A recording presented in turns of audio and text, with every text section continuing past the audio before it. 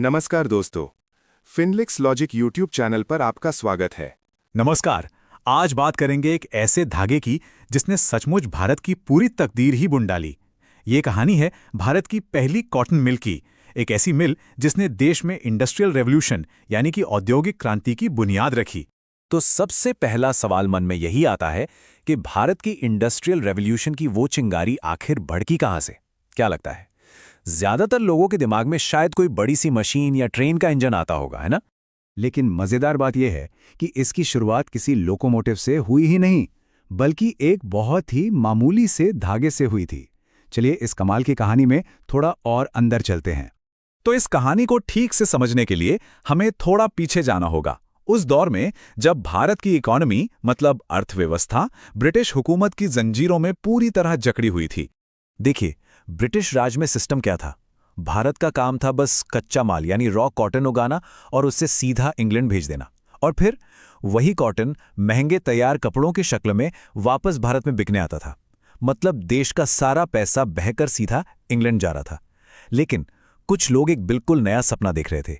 एक ऐसा सपना जहां भारत अपनी ही कपास को खुद प्रोसेस करे, अपने कपड़े खुद बनाए और देश की दौलत देश में ही रहे। और बस इसी सपने को सच करने के लिए एक विजनरी एंटरप्रेन्योर ने एक बहुत बड़ा जुआ खेला। ये थे कावसजी नानाभाई दावर, एक ऐसा नाम, एक ऐसे इंसान जिन्होंने उस पूरे सिस्टम को चैलेंज करने की हिम्मत दिखाई। उन्होंने लोकल मैन्युफैक्चरिंग में छिपी असली ताकत को पहचान लिया था। लेकिन सुनिए, ये रास्ता कोई फूलों का नहीं था। अरे मुश्किलें तो पहाड़ जैसी थीं। सोचिए, इतने बड़े प्रोजेक्ट के लिए पैसा कहां से आएगा? उस जमाने की लेटेस्ट टेक्नोलॉजी कैसे मिलेगी? और फिर उन मशीनों को चलाने के लिए स्किल्ड लेबर वो कहां से लाएंगे? ये सब बहुत ही मुश्किल सवाल थे। पर इन सारी मुश्किलों के बावजूद वो ऐतिहासिक पल आ ही गया जब उस मिल की नींव रखी गई जिसने सब कुछ बदलकर रख देने की हिम्मत की। साल था 1854, 1854। ये तारीख इंडियन इकोनॉमिक हिस्ट्री में एक मील का पत्थर साबित हुई। और ये थी भारत की सबसे पहली cotton mill, the Bombay spinning and weaving company. इसे बॉम्बे में शुरू किया गया, जो कि उस वक्त ट्रेड का यानी व्यापार का सबसे बड़ा गढ़ था। और जानते हैं, जो बात इसे सच में खास बनाती है वो ये थी कि ये कोई मामूली फैक्ट्री नहीं थी। अरे नहीं, ये तो उस समय की सबसे मॉडर्न टेक्नोलॉजी यानी स्टीम पावर, भाप की ताकत से चलने वाली मशीनों का इस्तेमाल कर रही थी।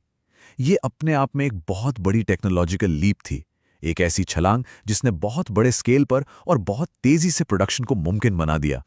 बस इस एक मिल ने वो चिंगारी जलाई जो देखते ही देखते पूरे देश में एक आग की तरह फैल गई। अब देखिए कि ये हुआ कैसे। स्टेप बाय स्टेप समझते हैं।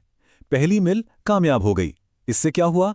इन्वेस्टर्स का कॉन्फिडेंस आसमान छूने लगा, और जब भरोसा बढ़ा तो और भी कई मिलें खुलने लगी, और बस देखते ही देखते एक पूरी की पूरी इंडस्ट्री खड़ी हो गई। और इस नई इंडस्ट्री का जो असर हुआ वो जबरदस्त था। भारत की अपनी टेक्सटाइल इंडस्ट्री पैदा हुई, लोकल मैन्युफैक्चरिंग को एक जोरदार बूस्ट मिला, हजारों लाखों लोगों के लिए रोजगार के नए मौके बने, और सबसे जरूरी बात, ये इकोनॉमिक इंडिपेंडेंस की तरफ, आर्थिक आत्मनिर्भरता की तरफ भारत का पहला सबसे अहम कदम था। तो कह सकते हैं कि इस इंडस्ट्रियल मूवमेंट ने एक नए भारत की कहानी बुनना शुरू कर दिया था, एक ऐसी कहानी जिसकी विरासत आज भी हमारे साथ है। और इस पूरी क्रांति का सेंटर, इसका दिल बन गया बॉम्बे शहर। इतना कि जल्दी इसे एक नया नाम ही मिल गया, कॉटनोपोलिस ऑफ इंडिया, मतलब भारत का कॉटन का शहर। ये इस बात का पक्का सबूत था कि टेक्सटाइल सेक्टर अब इंडियन इकोनॉमी की बैकबोन, उसकी रीढ़ की हड्डी बन चुका था। तो जो सबसे जरूरी बात यहां समझने की है वो ये है कि Bombay spinning and weaving company सिर्फ एक फैक्ट्री नहीं थी। अरे ये उससे कहीं ज्यादा थी। ये भारत के इंडस्ट्रियल फ्यूचर की नींव थी, एक ऐसा सिंबल, एक प्रतीक जिसने ये साबित कर दिया कि भारत भी अपनी किस्मत खुद लिख सकता है। और ये पूरी कहानी हमें आज के दौर के एक बहुत ही दिलचस्प सवाल पर लाके खड़ा कर देती है। अगर वो मिल उस दौर के रेवोल्यूशन की शुरुआत थी, तो आज की इस टेक्नोलॉजिकल क्रांति की, आज की डिजिटल युग की पहली मिल क्या है? जरा सोचिएगा इस बारे में। अगर आपको ये वीडियो पसंद आया हो तो लाइक, थम्स अप करें, शेयर करें और चैनल को सब्सक्राइब जरूर करें।